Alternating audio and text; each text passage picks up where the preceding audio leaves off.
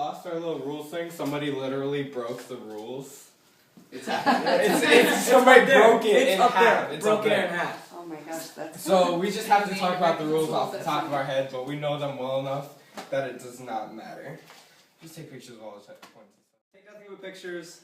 It's the second rule. Leave nothing but footprints. And kill nothing but time.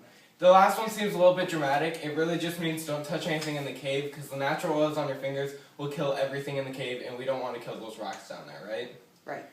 Alright, last thing we have to talk about is the stairs. About halfway down they get extremely steep and the ceiling slopes down a lot. So watch your head, watch your step because for some reason the stairs have gotten extremely wet and there are rocks all over them. I did take a broom and try to brush them off, but it did not work very well. So watch your step, be very careful, don't slip. Hold on to both handrails at all times. And we should all be fine. Hopefully there's no fatalities because I really hate the paperwork. Any questions? Nice. Alright, that was actually about 40 steps. You're now 50 feet underground.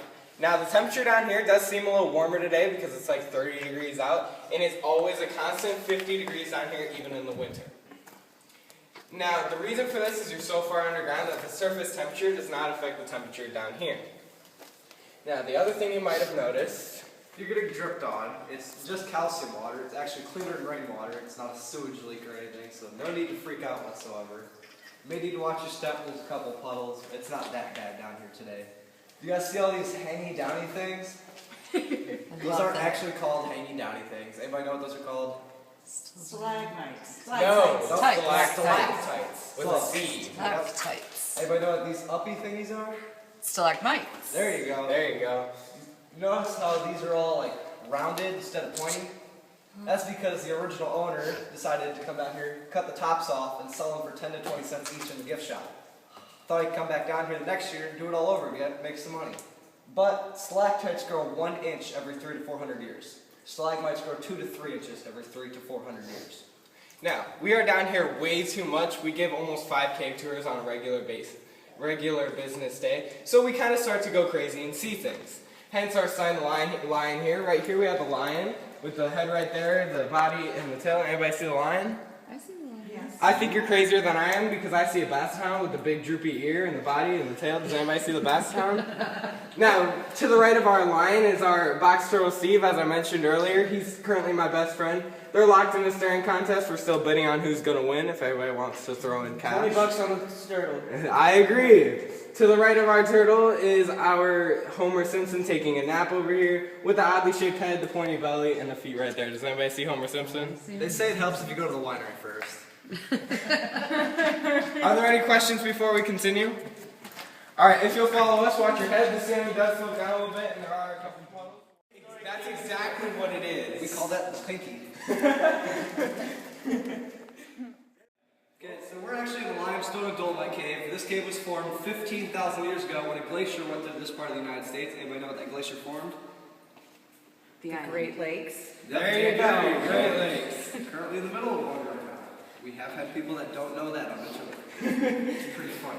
Alright, does anybody know what limestone and dolomite actually is? Fossilized coral. We used to be at the bottom of an ocean once. Now we're just plain old Ohio. Lakes, there was a lot of water. It was dripping through, kind of like it is just right now, in a lot larger quantity. It hit a rock right below us called gypsum. Now I just lied. Gypsum is not actually a rock, it's a mineral. Funny thing about gypsum is, its cheesy name is sponge rock. It grows up to 170% its original size when it comes in contact with water.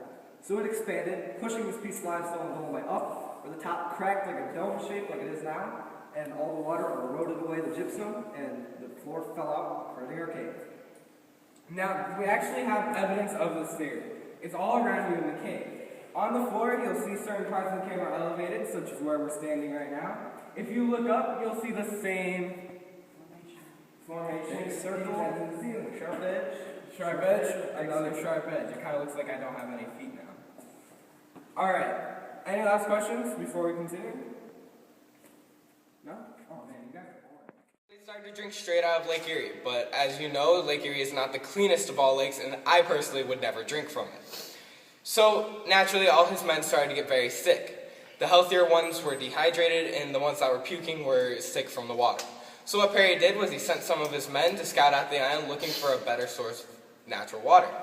With the help of the Navajo Indians, who used these islands to island hop to Canada, they found this cave, came down here and drank some of the water, decided it was perfect for what they needed, took bucketfuls of it back up to the ship, and got everybody rehydrated and went on to win the War of 1812.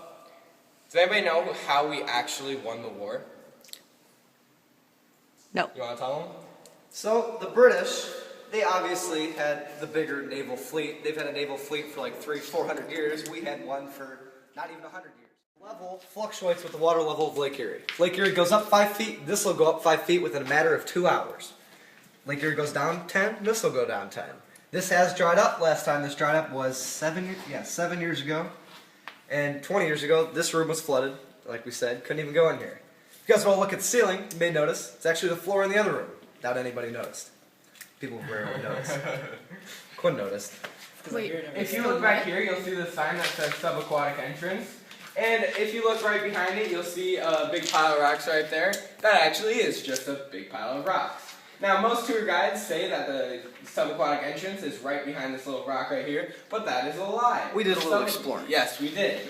The subaquatic entrance is right over here, actually, and it slopes down about 100 feet down and 40 feet It's down. 40 feet down, 100 40 feet to the down left. and 100 feet to the left. The reason we know this is because in the 1990s we sent 2 Ohio State divers down there to see what was up, or down, whichever one you prefer. Like I said, they went 40 feet down, 100 feet to the left, and it did dead end. But what they did find was stalactites and stalagmites. But it doesn't make any sense because it was all underwater, and stalactites and stalagmites have to drip to be formed. Therefore, their theory is that this cave lake was 40 feet shallower at some point, making Lake Erie 40 feet shallower as well. Now, Lake Erie's deepest point is only about 40 to 50 feet, so in order for those to form, there would have been no Lake Erie or a little swamp as Lake Erie. Back in the good old days, this was filled with water, and they would scoop water out of it with a ladle and let people take a drink. Now, as I showed you earlier, it is very clean, and the copper does not really affect it because it's denser than water and it just sinks to the bottom. But unfortunately, the health department found out about this, came down here and tested our water, and told us there was too much copper and we couldn't do that anymore. They said poison, we said please. I don't know what the difference is there. Any questions about the old water barrel? On here, there is a thermometer, so if you don't believe us, that's about 50 degrees in the cave. You can call us out on that if you'd like to. It's between 50 and 54. Yes.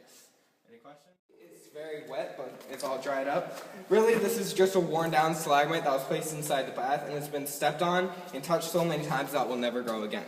So you're actually allowed to lean down and touch this. It looks very dry, but it's actually very, very smooth. And it is made out of pure calcium, so technically that is the same stuff your bones are made out of.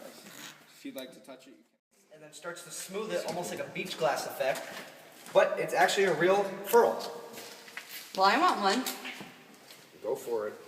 There's bigger ones over there. JK. They're dried up. That's cool.